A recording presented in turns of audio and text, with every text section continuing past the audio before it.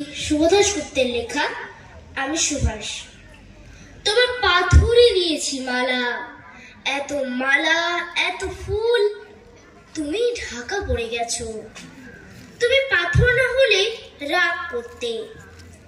56 বছর আগের এক মধ্যরাত্রে এলকিন রোডের 3 তলার ঘরে আলো জ্বলছিল। চাদর গায়ের এক ছায়ামূর্তি পায়চারি করছিল আবিরাম। বাইরের রাস্তায় ইংরেজ পুলিশের চর সতর্ক সজাগ চোখে দেখছিল।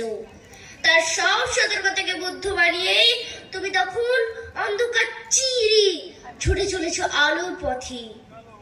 দেশের মানুষ, কাক, পক্ষী কেউ টের পায়নি। তুমি চলে যাওয়ার পর 56টা শীত, বর্ষা, গ্রীষ্ম উধাও।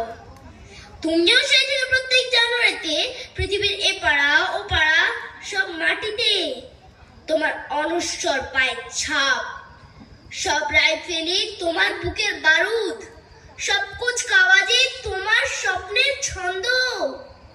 পরশ পাথরের মতো স্বাধীনতায় খুঁজেছে তোমার অন্তরে লুকিয়ে থাকা খেপা।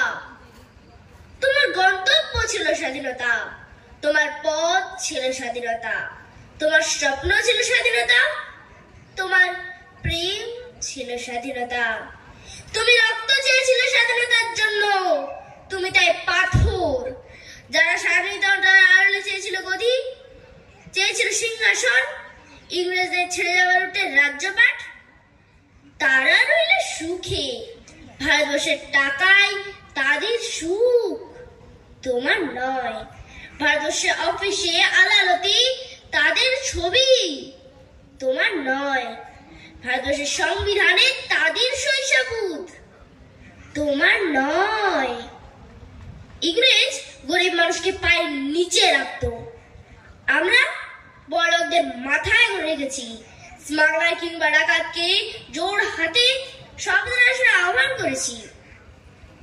ইংরেজ এদেশের ধন সম্পত্তি লুট করত, আমরা দেশ থেকে বেঁচে দিচ্ছি।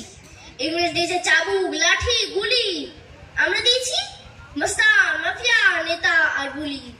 ইংরেজ দিয়েছে কালাবানি, সেলুলার জেল, আমরা দিয়েছি টিভিতে সুপারহীন মোকাবিলা আর আইন সভায় আয়রাম গোয়ারামের খেল। 56 বছর আগের এক মধ্যরাত্রে পরাধীন এই দেশ ছেড়ে তুমি চলে গিয়েছিলে। স্বাধীন এই স্বদেশে ফিরে আসার স্বপ্ন নিয়ে তুমি ফিরে আসনি। স্বাধীনতা এসেছে, তার কাঁধের ঝুলি